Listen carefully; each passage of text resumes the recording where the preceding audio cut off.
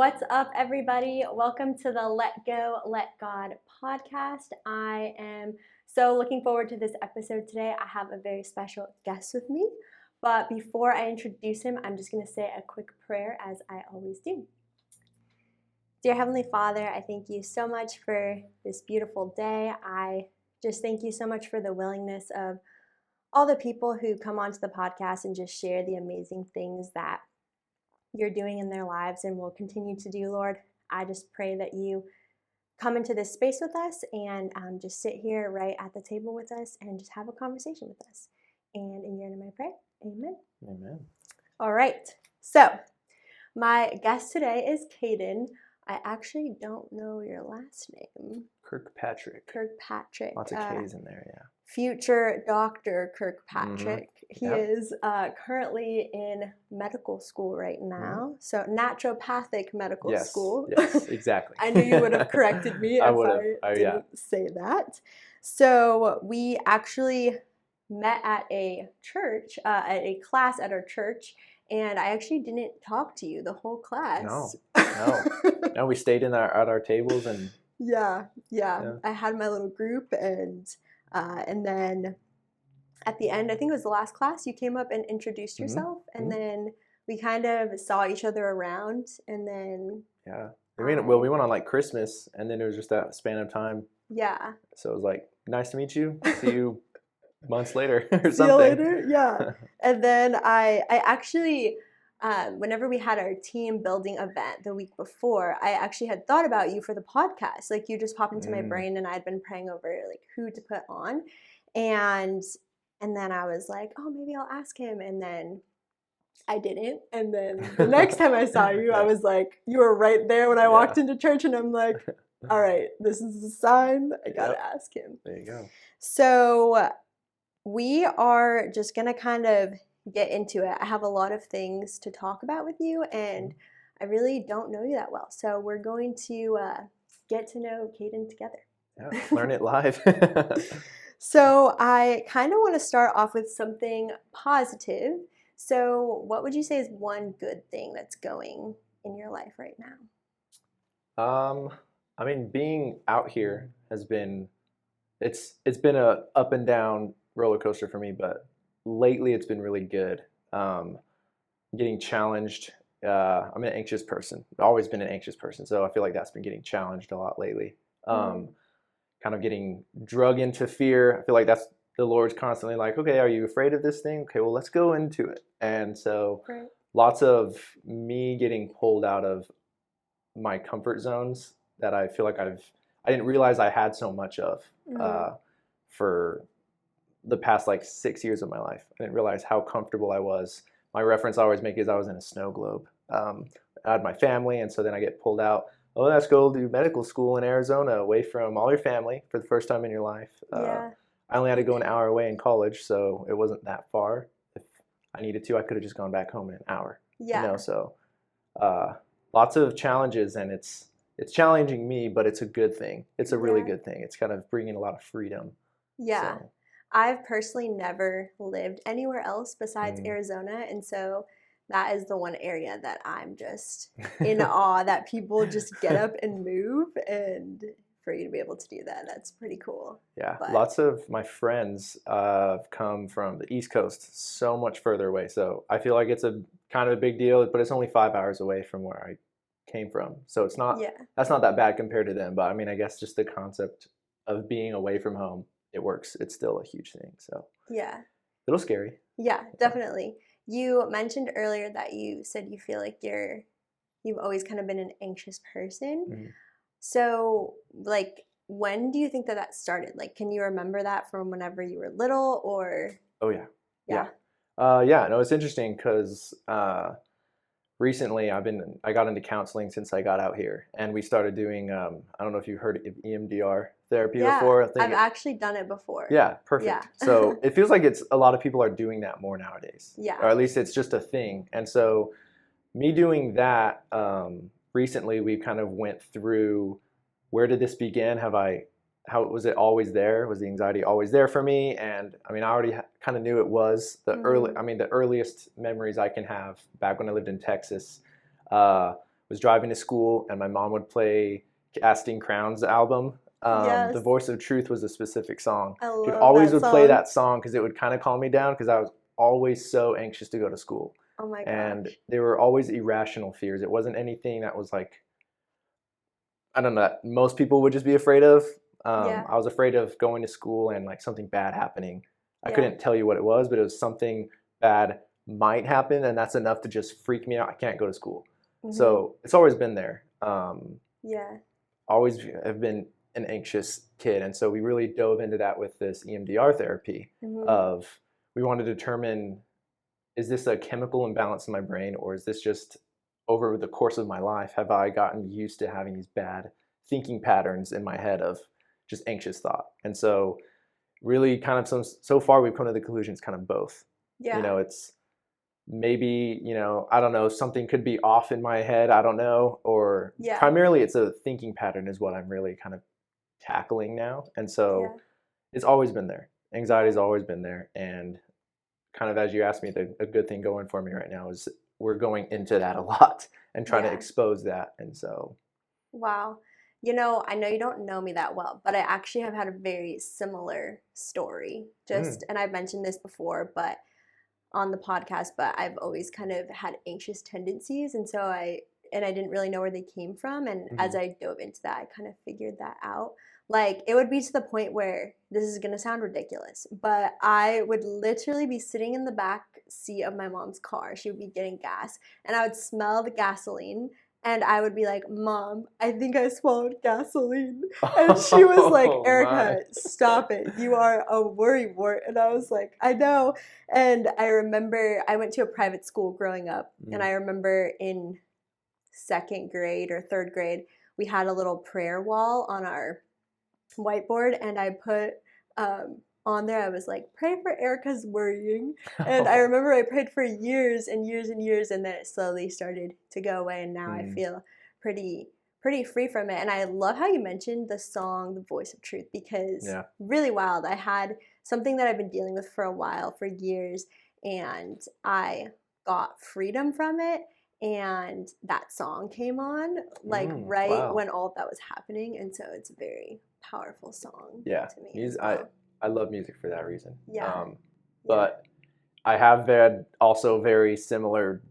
That is a good dramatic level. I can't. Like, I can't make this up. Yeah, I'd say the worst season of my life was in 6th grade in middle school. That's when everything kind of surfaced, and we realized, wow, this is. I hate to say not normal, but I mean it really wasn't at 12, 13 years old in 6th grade, and so. Somewhere around there, yeah. You're young. You're very that is a young child still. And so I would get these fears of I just can't go to school. Like, what if I go there and I get sick and the nurse won't let me leave and I'm going to feel trapped at school? I think I had a fear of being stuck somewhere and like having to deal with that emotion, that feeling. And so, oh my goodness, there's so many mornings where my parents were having to drag me to school. I mean, I would wake up and sometimes I'd lock myself in my room just to try to delay the inevitable. I have to go to school. I'd make myself throw up, or I'd try to. I'd go in the bathroom and put my finger in my throat. I would try anything like, look, I threw up. I'm sick. I can't go, right? Yeah. So I would, you'd go to extremes to avoid not even a real thing. Yeah. At least that could happen, but you don't know if it's going to. Yeah. And so, you just dwell on that, and you can branch off of more fears. But I mean, it's just like you just climb a tree of like, okay, well, I don't want to go to school, I'm afraid.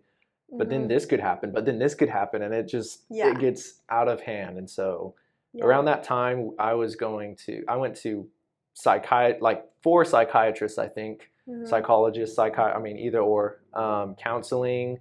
I did a procedure one time because they thought I had ulcers in my stomach. The primary thing, the primary thing I always worried about was like, wow, my stomach hurts. I would worry myself to that point. And it is ridiculous. My parents, I feel bad for them just putting them through that. Not that it was anybody's fault, not intentional, but how do you deal with that? Like, my kid doesn't want to go to school. Everyone was trying their best. And so was a lot for a sixth grader looking back on that to not feel Yeah. like a normal kid. That's a lot for just any kid to Yeah. handle and process. So, Ugh. yeah, you've definitely been through it. And I'm glad that good thing that's going on in your life right now is that it's getting better. And I know you had mentioned you are feeling a lot of peace with Mhm. that. And so, whenever I was kind of going through these questions with you, the verse John 14:27 came to mind. And so, I just wanted to read it.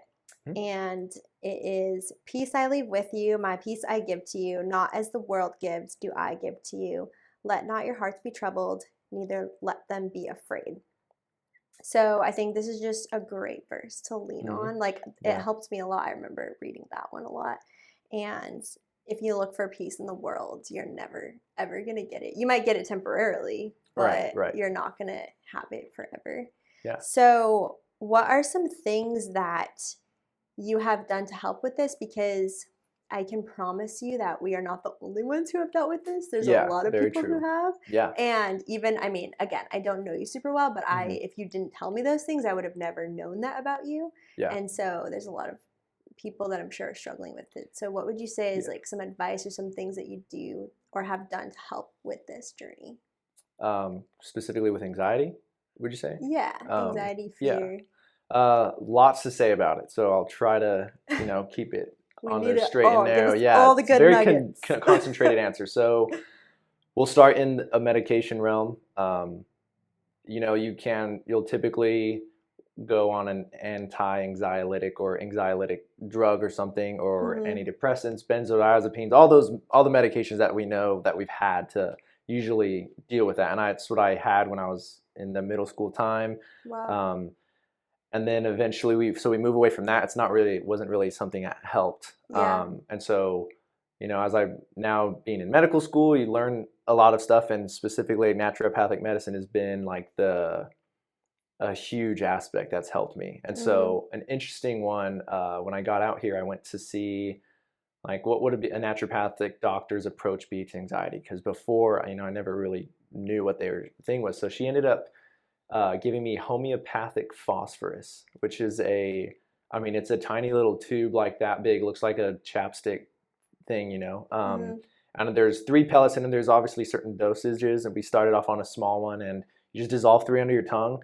And I can't explain all of homeopathic medicine because I still haven't really I don't even understand it. Yeah. But It's a lot. it targets like a personality, a person who, you know, goes like fetal position to get comfortable when they're anxious, or they have bloating. Like there's specific characteristic that match the medicines, which is really weird. And so based on everything I told that doctor, she put me on that, and that's been probably the biggest game changer so far. So Mhm. that kind of ties into, okay, maybe this anxiety thing there's a part of it that's a chemical imbalance. And Yeah. so that's been helping me a ton. Really just kind of stops and slows my mind down when it wants to dwell on something. It's like, nah, that's exhausting. Let's not do that. And Mhm. before, I never really could just stop like that. I can't Yeah. flip a toggle switch and turn it off, right? Yeah. So phosphorus has been a huge one. Obviously, your diet, exercise stuff, that's a huge thing. Yeah. Primarily, I started chasing after my gut. Just a happy gut is a happy mind. That's 100%. So, Yeah. I realized cleaning up foods that I ate and I did this whole thing at the beginning of the year last year where I did a restrictive diet is what we call it. Yeah. So you get a blood test and they can tell you, depending on what food panel you do, it's a 96 or like 100 and whatever. You test all Mhm. these foods to see what ones inflame you, and it's just through a blood test. And so I found all these foods that were inflaming me because I was bloated so much, and Mhm. anything in my stomach that is a discomfort to me is going to trigger my anxiety. And so, Right, because you don't feel good, so yeah, it's just gonna exactly. affect you. Exactly. And especially the stomach, because then I think back, what was my biggest problem in middle school? Oh, my stomach hurts. So any little Yeah. bit of that disconnect, I go haywire. So Yeah. I chased down a diet. I mean, I'm still doing this process, but I've got a lot of progress made so far. Yeah. Definitely. And so just clearing that up, you kind of go on, like I was mentioning, the restrictive diet. You have to find foods that it tells you that are inflaming you, Yeah. and you just cut all of it out. So I was, I hate to say this because I know the vegans out there hate me to say this, but I practically was on a vegan diet, but I would Yeah. still eat meat. And so the epitome of it is We're gonna in get there a lot of hate still. for that one. No, Yeah, just kidding. yeah, probably. But that was those two things so far. And then, I mean, obviously, moving out here and finding the church I've been at is it's been huge. My faith has been challenged so much, Yeah. and I've been growing from it, Yeah. thankfully, and Yeah. just pressing into Him. I don't feel like I ever really would do, like rely on God. Like my mom would always, tell you, or all your Christian friends, pray about it, pray about it. I'm like, yeah, cool. Well, that doesn't help right now. Like this is an intense thing. Yeah. And so I kind of just realized I didn't really trust in the Lord that much with it. And so with the more I've been pushing in and leaning into Him for that and just trusting, Matthew 6 has been my verse I just cry on almost, and just think there's the don't worry about tomorrow. Yes, Oh, ye of little faith. It's just like it's like such the a birds command. don't worry about what they're gonna eat Yes. tomorrow, so Yeah. why are you? Exactly. Yeah. And so that one, just that has all been so helpful to me. So the EMDR especially as well. Yeah. I'm telling you, there's a lot of things that help the anxiety so far. Yeah. And I'm still, open and looking for more because it's Yeah. not something that I feel like just goes away. Sometimes it does, and that's a beautiful thing. But, other times it's like I feel like you need to just understand it, how it affects your life. And then you just find ways of living with it. And Mhm. like, that sounds discouraging sometimes, but it's not. Don't look at it that way. It's just like, yeah, this is a thing that might be a habit in your life or whatever, and you just kind of have to find ways of, I'm just going to beat this thing. So Yeah, and keep fighting. Yeah. I actually see a functional medicine doctor because Mm. I've had a lot of health issues in the past, and something that I told him, I saw him this morning actually, and something that I told him was, we've been on this health journey for years, and I told him, man, like you've helped me so much. He just has done all these like natural things with me, which no other doctor ever did with me. Yeah. And I think one of the biggest things too that I had mentioned was I didn't believe, and you said this, I didn't believe that I could actually get better. And Yeah. I was so obsessed and consumed with like the next diet, the next pill, the next supplement, all these different things, the next doctor. And I just like God hit me with, hey, like why aren't you trusting that I will heal you and take care of you? Yeah. And it was this whole mindset shift where it was like, okay, I believe God will give me healing from this. And ever since then, my body and everything else has just gotten so much better. And That's so I awesome. think you said it, just trusting that it can actually get better, and then really going back to that song, Voice of Truth, like listening to the truths, not the lies, like Yeah. that the world or the enemy will tell you. Yeah. And so that's really good. Yeah. Yeah. Yeah, So exactly. It's just a lot it's hard to just do that, and it's like, It's what does very that look hard. like, for me to Yeah. just, okay, I'm going to trust. Now what, it's not like you don't do anything, but it's Yeah. just, oh gosh, it's going to be something I'm going to be doing probably definitely the rest of my life. Yeah. That we all are, working towards and Yeah. improving, getting closer to God, improving that relationship. But yeah, Yeah. it's hard to just do that. Definitely easier said than done. So Yeah. We all have our own battles. And I think another big thing that I learned was faith and trust is not necessarily a feeling, it's just an action. And I would be like, well, I don't feel like trusting or like feel Right. like having faith, so I Right. just don't. But God's like, no, walk by faith, Mhm. And so just like you're staying strong in that as you go through this. So Trying. Yeah. praying for that strength and perseverance to Yeah. get you through the journey. So, Yeah, absolutely. very cool. So we'll get into the question of the podcast now. So what would you say has been a life-changing lesson that the Lord has taught you? So many different lessons so far. Kind of piggybacking off of an answer I gave you earlier, but moving out here, I knew. So let me back up. The snow globe analogy. I was so Yes. comfortable living back home with family, Yeah. and I just felt like I didn't have to go far for resources, and it was just everything was there. And so I end up getting moved out. I move out here to Arizona, and it's just me by myself. I have a cousin out here, but he's off in his career, so you can only be so close. So I felt like essentially I was by myself. Yeah.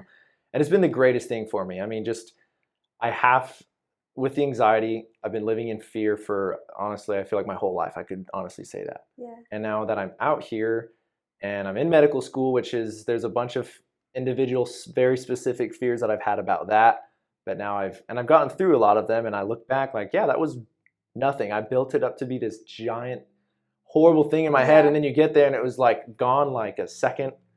Like, wow, I freaked out in anticipation for like months over that thing that just within seconds just passed by, and it wasn't bad. Like, you make it so much worse in your head. And so I feel like the Lord's been just taking me like, hey, if you trust me, I'll be with you this whole entire time. We just have to go to your fears. We have to go to them, because I think I'm just that stubborn of a person where I have to find out for myself. That's just been a theme for my whole life. And there's a lot of scars that come with the experience than I feel like I could say I have with that kind of mindset, but I'm just stubborn. And so getting taken into these fear environments, if you will, like that's been the best thing that I know. And the lesson is, I mean, it's just a trust in me. Like, it sucks that we have to go to these extents for me to trust, but I mean, yeah, that's just how it's kind of gone for me, is you have to trust me, and I'm going to take you to these fears. We have to challenge your mind and what the world's going to say about things and your interpretation of things. Just, yeah, there's a lot to kind of have to hone in on. And with all these distractions of the world and school, have to focus on the Lord, trust in him. And he's taking me right to all the things that I'm afraid of. And I'm discovering more of my identity through that.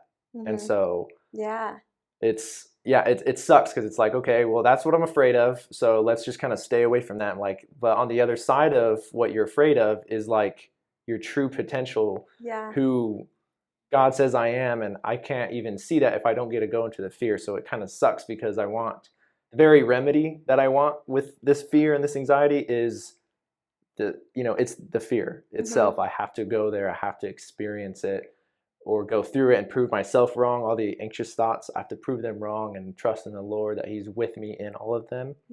And I just feel like I'm kind of blossoming from that and finding peace in my life, because I'm blossoming into a flower, because I'm going into the very things that I'm afraid of. So it's the lesson. You just have to trust and lean on him. It's so hard, and it shouldn't be, but it is. So it's so difficult. It's really beautiful, though, because I wrote it down, 2 Corinthians 12:10, the verses, whenever we're weak, God is strong. And I've noticed in my life, some of the most beautiful moments came from whenever I was in like my darkest depths of things, because I was like, I can't do anything anymore. And God came through, and I was just like, wow.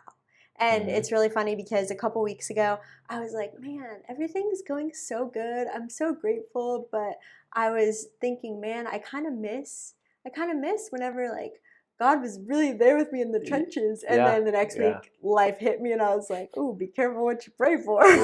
Right. But yeah, through the struggles, you definitely get closer to God. And I think God knows each of us so good. I mean, he created us, that he knows what we need to go through in order to get the closest to him.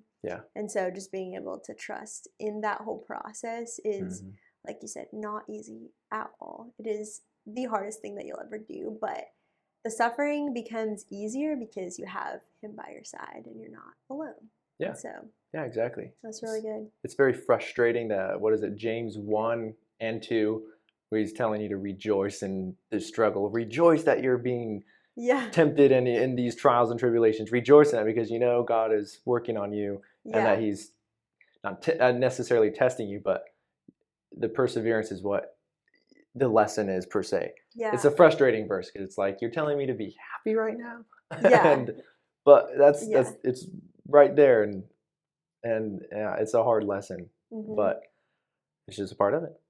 Are there any verses or like songs, or like whenever you're struggling with trusting, is there anything that you kind of revert back to, like, oh, I need to listen to my truths, or these songs help me? Or is there anything that's kind of, if you're really in it and you're just, I don't know what to do? I mean, prayer, falling into prayer sometimes, I feel like there's been several of these times where I'm either panicking, I'm in my room, in the car, wherever, and I'll maybe sometimes feel like I'll revert to music to try to shut out the thoughts or whatever. And ideally, got to go to a worship playlist on Spotify. I've made plenty of them, so I know where to go. And sometimes that just doesn't. It doesn't work, and then other times it does. But then, like, I think the best times is when, honestly, I feel like it's just I'm just forced to fall onto my knees and just pray, like, help me, please. I'm sorry for whatever. I want to ask you the right things. I don't know what it is, but it's almost the less words I say in those moments, and just kind of taking on this posture of surrender completely. Like, I don't even know what to say. I don't know, but I just need you right now. It's like there's no words that really I could sit there and ramble off.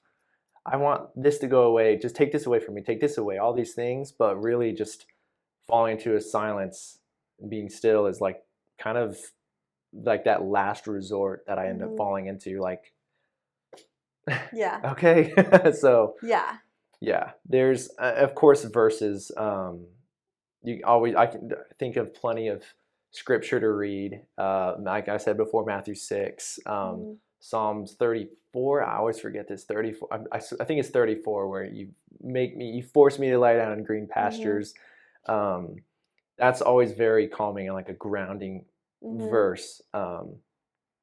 It's just forcing you to sit still. Is like I like the picture that paints. That scripture. You're forced to sit still, and like I will be with you wherever you go, no matter what. And you lead me beside quiet waters. It's just like, just shut up and sit still and He's stop. like, just be with me. Let me take care of you. Let me hold you. All those things. Exactly. I just ask because I know whenever we're in it, it's really hard. Like, we can sit here and talk about it because right now we're doing this and we're not in the ruts of things at this very moment, and so it's easier to be like, oh yeah, this is what I do. But when you're in it, it seems like everything is like 20 times harder. And so I think that those are definitely some things that I will do as well. I have really struggled with obsessive thoughts, and I feel like if I think about something over and over and over again, it's gonna go away, and it makes it worse. And so it's just thinking of that verse, taking every thought captive and giving it to God.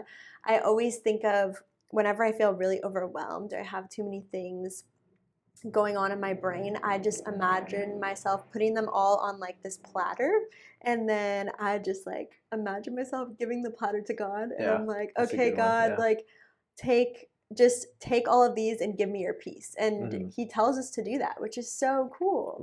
And so those are some good things to do. And again, not easy, but it's a muscle too. When you work it out, it gets easier. I mean, I'm sure from whenever you were in 6th grade to now, it's way easier to cope with versus whenever you were that young. I feel like as you mature, I mean, I'm thinking about a 13, 14-year-old me versus now 26-year-old me.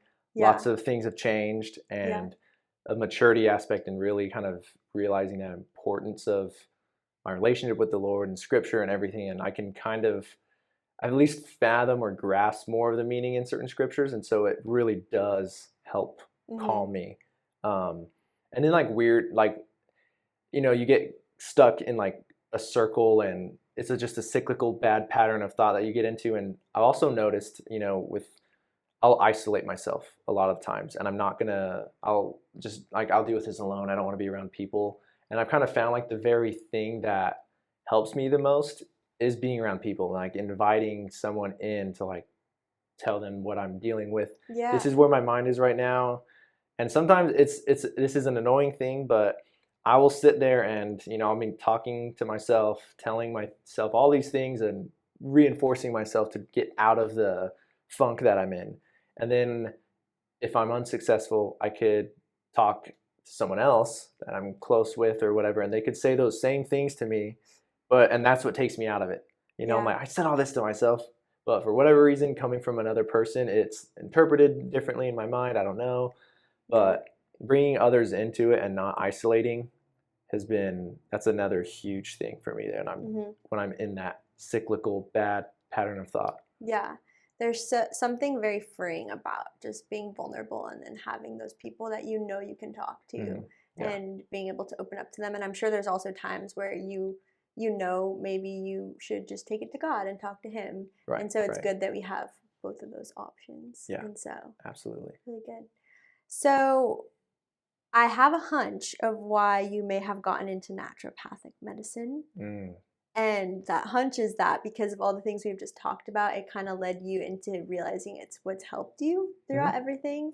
And my next question was going to be, what made you decide to become a doctor? And am I right? Am I wrong? Close, yeah. Okay. Yeah, there's a lot of things. It's an interesting story because initially I wanted to be a chiropractor. That's where everything started.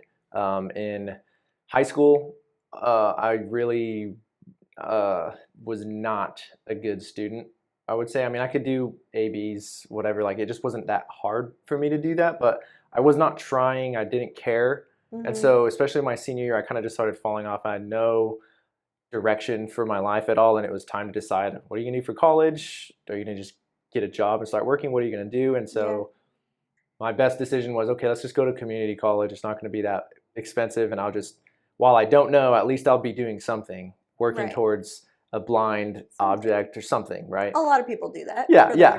And so wanted to do something instead of nothing. And at the time I was having a lot of back pain that kind of came up from motorcycle incidents in the past. I broke a lot of bones doing that. And so I guess my body starts catching up to me. And then I started going to a chiropractor.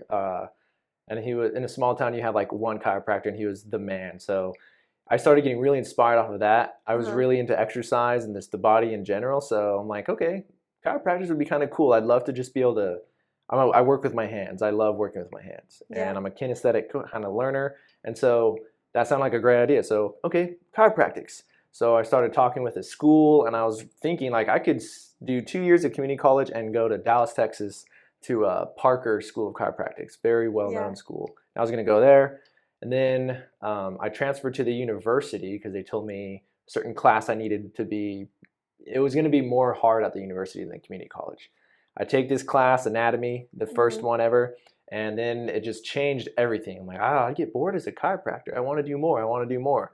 So then that just starts this endless, it's kind of like I was a kid. Ooh, I want to do this. Now I want to do this. So now I just started changing. Luckily, I didn't change my major. I just went undeclared as long as I could. And so all of these options land me on orthopedic surgeon or neurosurgeon. I was thinking, I want to go to the top with this thing, and I don't care. And I didn't even love school that much, which is ironic, but that's where I was thinking, I want to do this surgical route. That'd be really cool. So I started chasing that. All of college, it was kind of this teeter-totter between this surgeon, maybe like a doctor of osteopathic medicine. Never a medical doctor, never a physical therapist. Everyone told me I should do that, but I threw that out of the side. Orthopedic surgeon or somewhere in this doctor of osteopathic medicine. So I chased that. That's the route that I went. I graduated college with my master's in kinesiology, which really is not going to help. I mean, it helps me more now, I could say that, but it really is just if you don't do anything after that degree, you're just kind of a glorified personal trainer or a PE teacher. There's not a whole lot you can do with that. Or strength and conditioning coach. So it kind of leaves you at a dead end. You have to do more school. And so I kind of started accepting, okay, medical school, I'll be probably working and making decent money when I'm 40. So then you spend time trying to fathom that, which is really hard when you're like 22. Then I get to the MCAT. I graduated prime COVID time. So my COVID was spent studying the MCAT, the medical college admission test, the worst test I've ever taken. Distractions eliminated. I feel like that was good. Didn't worry about the world. I just stayed in my room that whole summer in 2020 and just studied the MCAT. And I just wasn't like, there wasn't a drive in me that my friends had because there was a lot of us doing the same thing at that same time. And I would see the ends that they would go to be successful for this test. And for me, I was like, I think this is what I want, but I just don't have like this much of a desire, at least in comparison to others. Something's not right. And so I take the test, and with certain schools, they require you to have like a minimum score of 500 was like the 50th percentile to score on the test. Mm-hmm. And so there wasn't a DO school, the Doctor of Osteopathic Medicine. I was only looking in that direction. DO schools. There's one in my town that was like a brand new school, really good idea, I thought, and like that's where I want to go. I don't have to move. I could stay here, and then I'll apply to other places just in case. Mm-hmm. So all these schools have a minimum requirement, and so this school is called Burrell College of Osteopathic Medicine, and so I throw my application in, and you have to wait a long time before you get your MCAT score. So after I took the test, I went to San Diego with my cousin for vacation, and while we were out there, I got my score back, and it was a 492, which is not a competitive score at all. And I mean, you just took like the past 5 months studying 8 to 10 hours a day, burning myself out mentally for this test, and that's what I had to show for it. And then I didn't want to, retake the test, and so I was like, I'm going to apply with it. Maybe I'll just be strong in anywhere else and just use my words in my essays. And only problem was my score being a 492, the minimum requirement at Burrell in my own town was 493. Oh my gosh. So one point I called the school begging, like, you have to have an exception, just 1 point. It is a unrevocable rule. That is not going to change. Wow. Like the reason we say 493, we cannot break that. So you can, if you want, go back in. This time we were at mid-August at this time frame, and the application cycle was closing very soon. Yeah. So you only have this window to apply. And so they were saying if you turn around and retake this test and score again, then you can reapply and hopefully make it by November. And then once you make it in, you wait a year before you start. So it's a weird process. So I was not willing to do that. And at this point, I have no idea where I'm going with my life. DO school, I just can't turn around. I burned myself to the ground mentally with that test. Yeah. I can't turn around, so I just kind of not necessarily gave up, but I was like, okay, the worst thing, I sit here and wait around for a year, do some work, do whatever. Yeah. And so I met with a mentor at my church at the time, and he kind of just he encouraged me a lot to not, don't stress about it so much. Easier said than done, but we had a lot of conversation that really simmered me down, and I was able to kind of relax, and I started working for him in construction and doing contracting work. Mm-hmm. Took my mind off it completely. So one random day I have a conversation with a cousin of mine. We're really close. And we started talking like, what do you want to do? What do you want to do? And naturopathic medicine pops up.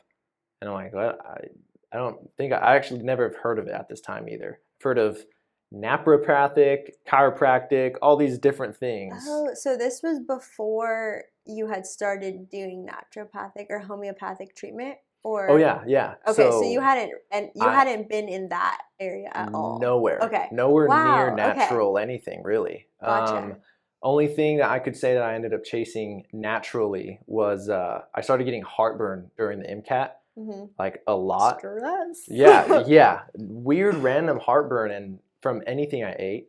And so I ended up, I was going to like a GI doc, and they were just telling me to take, over the counter like Pepsid C, the Larry the Cable Guy commercials, all those. Just take these for 3 months, and nothing was, and that wasn't working. So I ended up seeking out natural remedies, and so I got on. That was the only thing that I found naturally, before, and that was before I discovered naturopathic medicine, but I didn't make that connection yet. So then, figure out my heartburn by taking licorice root and stomach enzymes, digestive enzymes, stuff like that. Yeah. So that was cool. Still didn't make a connection. This works. Yeah, it works. Cool. The natural route, that's a cool thing. Yeah. Put it to the side. What am I going to do with my life? And so this conversation with my cousin, he brings up this naturopathic medicine thing. And so that night, I was intrigued. So, I look up, okay, naturopathic, start looking into this thing. Let me put this into Google. Yeah, see what we got exactly. Here. Yeah, literally, what is naturopathic medicine? Naturopathic schools? ? And then I see there's like 7, 8 of these schools around your country, and there's one in Arizona. And I love Arizona. I went there several times throughout college to visit my cousin, who I now live with. So that stuck out huge. And I'm like, okay, do they have MCAT? Do they have an MCAT score requirement? No MCAT requirements. And I was like, oh my gosh, is the application cycle still open? Open till November. It's like early September at this time. I'm like, perfect. So I went to work on this application. Everywhere else that I sent applications to were denied. Obviously, I was very low with that MCAT score. Yeah. And that was also DO programs. So we're in naturopathic school. It was at the time Southwest College of Naturopathic Medicine. I applied there, and you're not supposed to put all your eggs in one basket, especially with this, because you pay money for every application you send in. Mm-hmm. And so that kind of sucks when you get denied. But the idea, if you get denied, you'd have no other option from if you put all your eggs into one school. So I had no other option. So I just threw it into the basket at naturopathic medicine, and I got in. I'm like, okay, now let's research a lot of what this is, because you got into the school. If you're going to do this, you need to figure out what the heck you're getting into. So not the way I would recommend it. So it was a very interesting way we got here. I ended up seeing a naturopathic doctor in my town, just to kind of start, I'm going to the school. I should figure this out now. Most people do this a lot longer ahead of time. So I start realizing, like, wow, this is a lot of what I've been wanting to do. And I need to back up real quick. The whole time of this process while it was happening, I was, when I stopped trying to get into DO schools, I started journaling, journaling and a pros and cons list. I had this ongoing paper where I was writing pros and cons of if I went to certain directions, career directions, physical therapy versus the DO.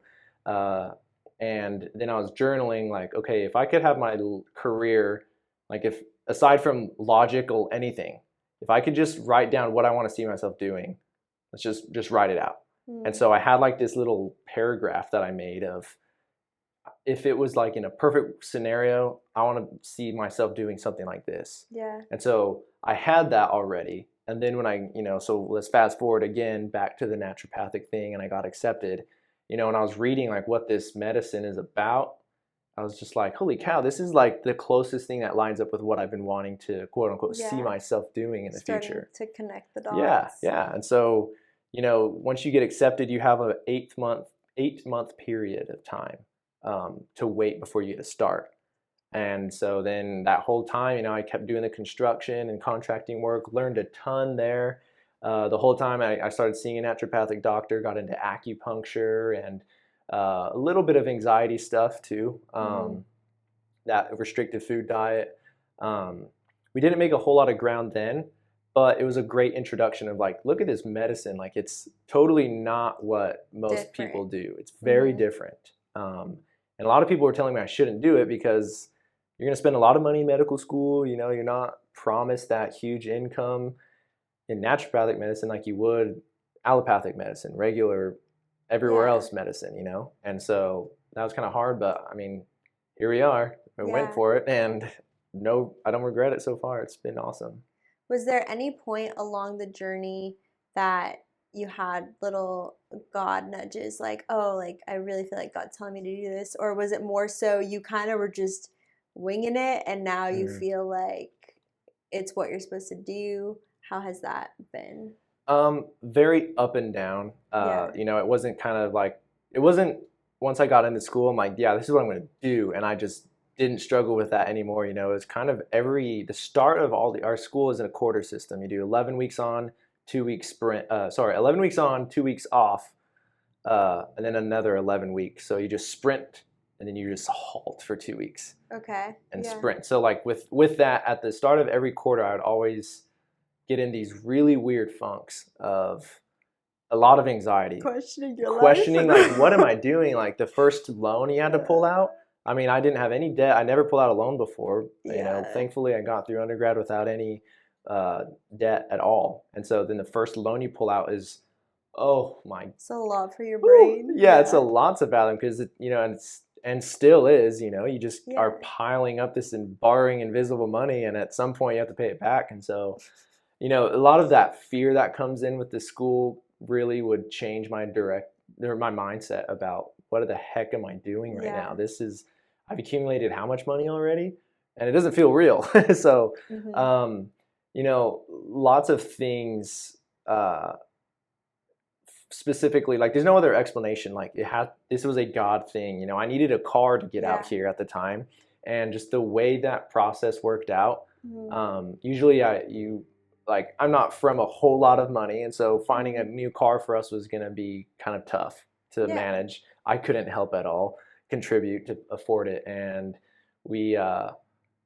I had preferences for cars. I'm a huge car guy. I know what I want, but I couldn't be too picky. And Yeah. then, You but just I ended needed up a getting, car. yeah, I needed a car, but within some of Kaden preference, you know, if we could, I threw it out there, and just, I mean, gosh, I think God just really brought up he just put everything like right in front of us, kind of like a Yeah. little trail. He's always provided. Yeah. And you couldn't, this is such a beautiful picture in my brain because it was like, you're going into this with a lot of uncertainty and Mhm. you don't really know, but along the way, God is like, oh, I'm going to provide you with this, or I'm going to, give you this. And it's just those little like things of bits of reassurance Yeah. that you're right where you're supposed to be. And I think Yeah. that that's one of the biggest things to remember. I'm in an interesting stage of life right now where I'm having to trust a lot, Yeah, and seriously. I can't see the full puzzle at the moment, but every day I'm like, okay, God, what do you want me to do? And he's always provided, and he says that he will if you follow him. So Yeah. it's just a good path to be on for sure. Yeah. Yeah, So, seriously. It's a hard lesson to be present. That's what I feel like I'm being taught yeah. as well, to add to the list that I Yes. shouldn't add to, but I have to add another lesson is being present. Yes. I don't know, like, how the heck are we going to pay for all of this? Mhm. Where am I going to live? And Yeah. it's just, boom, there's a car. Whoa, okay, that's All amazing. right, that'll take me to my next point. Yeah, exactly. You're Literally. only just given what you need in that time. And I don't know how the rest is going to play out. Yeah. It's hard to fathom that. And it's just, once you go a little ways in it, I can look back now and like, God has been just planting something right in front of me, but only one thing at a time right in front of me. It's not a bunch of things. I can't see the path fully, Yeah. but it's just teaching me to be present. You have to trust him. And it is the hardest lesson of my life for sure. Yeah. Especially having a tendency to be very anxious, where you Yeah. constantly worry about the future. Yeah. I think God, threw you into the fire, but he knew you could handle it with him, and he's equipping you along the way. And to kind of wrap things up, it reminded me of something that I had a mentor one time. She told me, God says in the Bible that he gives us our daily bread. He doesn't give us our weekly bread or our monthly bread. He gives us our daily bread. That's good. And it's just daily because he wants us to come to him every single day and be like, okay, like, what do I need for right now? What do I need for today? Like, he doesn't promise that, all these things are going to happen, but he does promise to be there every single day. Right. So I always like go back to that when I'm stressed or overwhelmed. Yeah. I'm just, asking God, okay, what do I need for this day? Right. And so I think that was a lot of good stuff to touch on, and just a lot of ways to cope around stress and being in school. I know there's people that are watching or listening that can definitely relate to you, just being in that same position. And it's a lot. I'm just in awe of how you guys do it. I don't know. I don't either. I had considered school like that, and it was a brief thought and not my route. But I always say to you, and I mention this a lot, but if he guides you to it, he will see you through it. And so just remembering that. But yeah, thank you so much for being on. Yeah, thanks for having me. I learned a lot about you and from you. And so On the I spot. think our stories are very, very similar too. So we'll have to dive into that a little bit more. So I hope y'all got some good nuggets out of this talk, and we will see you next time.